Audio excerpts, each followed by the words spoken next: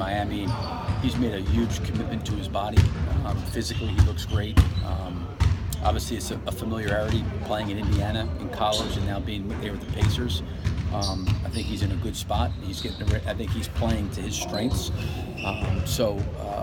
Both those guys, I think, will do very well. He worked, like you just kind of alluded to it. Vic worked out like crazy over the summer. Really kind of had a transformation. How have you seen that come through in the way he's played? I think the greatest impact that Victor has always had, in my opinion, has been his motor and his energy. And that's the way it was in college. And he's worked exceptionally hard to develop his shooting, to develop his ball handling.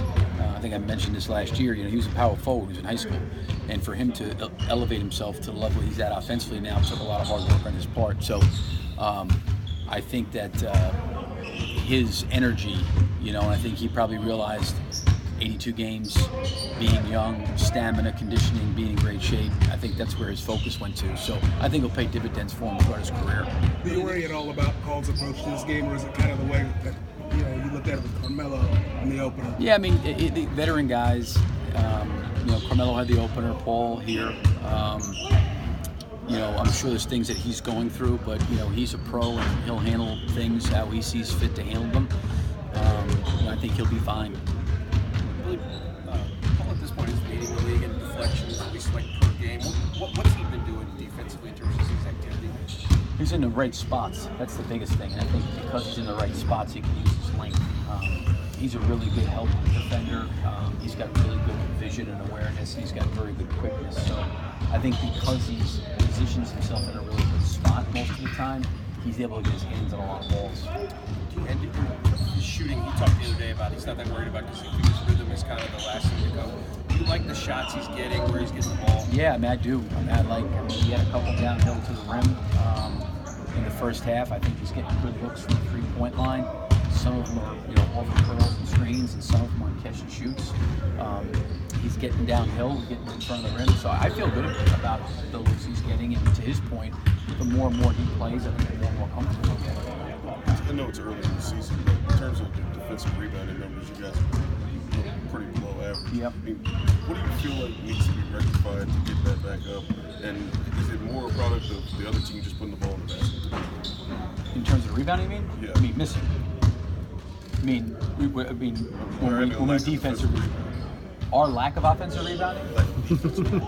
But if we're not rebounding, that means the ball's not going in the basket. That's true. but talking about the lack of defensive rebounding. Yeah, no question. I think it's a problem that we've got to address and get better at. I think some of it has been where we've done a really good job. We were getting caught in help. To be honest with you, what it is there's a drive, there's help, there's a kick-out pass, and now all of a sudden we got two guys on a passer and the shot's going up, and we're going to have to rotationally block out and scramble. I think we've got to do a better job in that area. I think to your point, and it's valid, is that we have not done a great job defensive rebounding. And certainly I thought against Utah and in this game against Minnesota, we got early glass, and I think their second chance points in Minnesota definitely had an impact on the game. Do you see that as a product of the teams that you're playing more so than what you're doing necessarily? Utah is a strong rebounding team, and Minnesota's good on the offensive line. I think some of Favors and Gobert are going to instinctively be good offensive rebounders. Same thing with Towns and Taj Gibson. But I also think too is we can do a better job once we're in rotation, scrambling and finding somebody.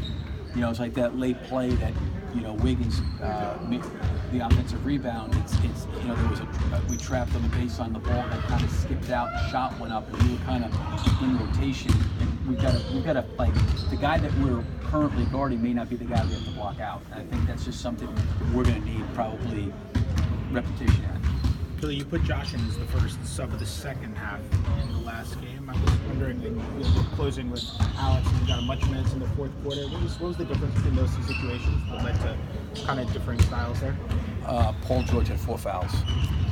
You played Josh at the 2 for a little bit. He was guarding. Yeah, no, we did that a little bit just for some size on Wiggins and on Butler to keep a little bit more size on him. Also moved Carmelo to the 3 a little bit, for a short period of time. Some of it was the rotations were affected by Paul being out and Terrence being out, so we were a little bit limited on the wing spot. So using Josh at the 2 and at the 3 and sometimes at the 4, I think his versatility helped us in the game. Coach, how well did you know Paul before you guys made a deal? And is there anything about him in the short time you've had him that's maybe even surprising, different than what you thought? I didn't know him at all. No relationship with him at all. After the trade happened, I went out and visited with him. Great guy, very bright, humble, really good person. Fit in very, very well with our guys. I really have enjoyed the short period of time that we've had together. There's been a lot of speculation about how long it'll take you guys to find chemistry. I mean, what are your views on that? Well, I think the chemistry, there's two types. One is the personal chemistry of how guys get along and communicate, and I think that's really good. They've worked really hard at that. I think the other chemistry part of it is those guys playing together, playing with one another and figuring out how to utilize each other and play with one another. So I think that's like a never-ending process. It's always going to be, I think it was better. I thought offensively, against Utah, we got off to a really good start, and then, couldn't make any shots, didn't get downhill, didn't get to the paint, and we looked at some film, and to those guys' credit, they made some corrections, and we scored 113 points the next night. So the biggest thing is, can we consistently do that, consistently play to an identity and a style that we went to, and I think that's always going to take time to do that. Thank you, Coach.